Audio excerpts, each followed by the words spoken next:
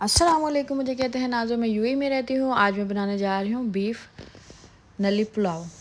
तो यहाँ जो है वो नली आपको बड़ी नज़र नहीं आएंगी, उसके साथ में सारे बेसिक मसाला भी रखे हुए हैं। इसलिए क्योंकि मेरे पास इतना बड़ा पतीला नहीं था जिसमें बड़ी नली बना सकूँ, तो इसलिए मैंने इसको कटवा लिया था। ठीक है, तो यहाँ मैंने ले लिया है पैन और इसके साथ इसके अंदर मैंने पानी ऐड कर दिया है ताकि वो जो नली है वो अच्छे तरीके से गल जाएं। ठीक है, ये मैंने लहसुन ऐड किया है इसके अंदर, प्याज और बाकी सारे बेसिक मसाले हैं जो आपको नज़र आ रहे हैं, जिसमें ज़ीरा है, जिसमें लौंग हैं और जिसमें का बड़ी मिर्च भी है, मसाला वाली बड़ी मिर्च जो होती है वो है।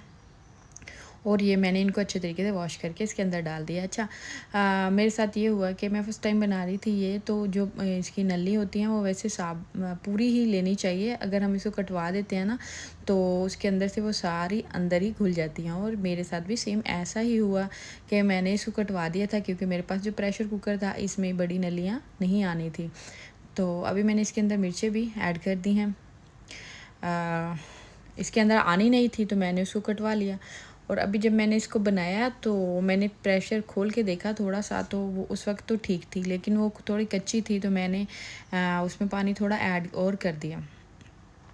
मैंने पानी थोड़ा और ऐड कर दिया तो वो सारी अंदर ही घुल गई।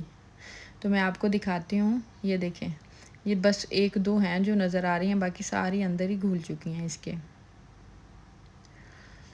अभी जो है ये तैयार हो चुकी हैं नलियाँ। तो यहाँ मैं अलहदा पतीला मैं ले लूँगी, इसके अंदर मैं चावल और इन नलियों को डाल दूँगी। अच्छा, अभी नलियाँ बहुत ज़्यादा हैं तो मैं इसको ऐसे करूँगी कि निकाल लूँगी। ये देखिए सारी बोन सारी अंदर, नली जो है वो अंदर ही सारी चली गई हैं। इसके अंदर जो इनके मिख होती है ना वो सारी अंदर चली गई है, मसाले में सारी ऑब्ज़र्व हो गई है,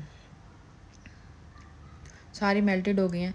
बस कोई एक आधी है इसके अंदर ना, तो मैं ये सारी निकाल लूँगी। इसके बाद जो है वो मैं इसके अंदर चावल डाल दूँगी जिसको मैंने सोख करके रखा हुआ है, क्योंकि अगर हम इसी के साथ डालेंगे ना तो वो सही से पकेंगे नहीं चावल। तो ये एक्स्ट्रा है तो इसको निकाल लेती हूँ। इसको सबको मैंने निकाली, एक तो बस इसके अंदर हैं। अभी मैंने इसके अंदर चावल डाल दिए हैं और इसको दम लग चुका है और ये रेडी हो चुके हैं हमारे चावल। आई होप कि आपको ये मेरी रेसिपी पसंद आएगी। अगर पसंद आई तो शेयर कीजिए, लाइक कीजिएगा और कमेंट कीजिएगा।